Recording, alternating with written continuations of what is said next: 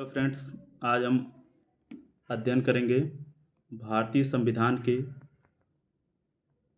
भारतीय संवैधानिक विकास चैप्टर का, जिसका पहला प्रश्न है, निम्नलिखित में से किस अधिनियम के अंतर्गत भारतीय विधान परिषद को बजट पर बहस करने की शक्ति प्राप्त हुई?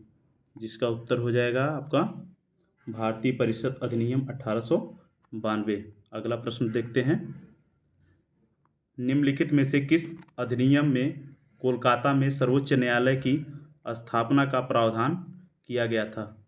जिसका उत्तर होगा आपका रेगुलेटिंग एक्ट 1773।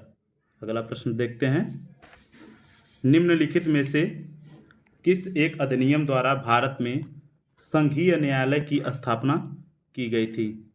जिसका उत्तर हो जाएगा उत्तर ए, भारत सरकार अधिनियम 1935। अगला प्रश्न देखते हैं, निम्नलिखित में से किस अधिनियम ने केंद्र में द्वैध शासन प्रणाली को स्थापित किया? जिसका उत्तर हो जाएगा आपका भारत शासन अधिनियम 1935। अगला प्रश्न देखते हैं, प्रश्न संख्या 5, 1935 के अधिनियम द्वारा स्थापित संघ में अवशिष्ट शक्तियां किसको दी गई थी?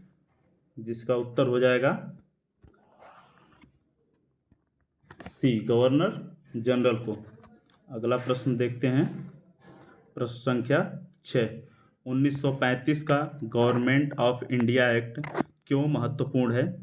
जिसका उत्तर हो जाएगा यह भारतीय संविधान का प्रमुख स्रोत है। अगला प्रश्न देखते हैं, इसमें एक ऑप्शन देखते हैं, कोलकाता में सर्वोच्च न्यायालय की स्थापना की गई। ये कोलकाता में सर्वोच्च न्यायालय की स्थापना 1773 के रेगुलेटिंग एक्ट के तहत की गई थी, जिसके मुख्य न्यायाधीश थे सर एलिजाह इम्पे।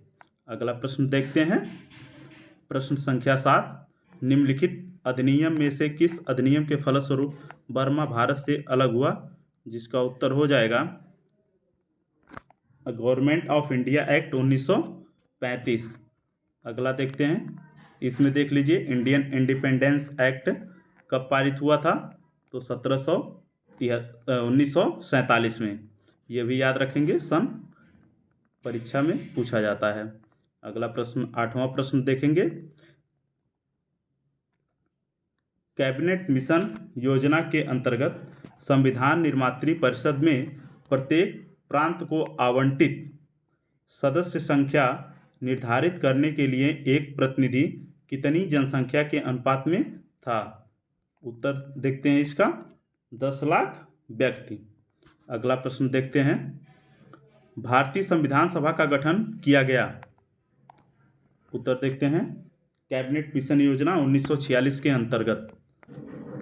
अगला प्रश्न देखते हैं, एक संघीय व्यवस्था और केंद्र में द्वैध शासन भारत में लागू किया गया था।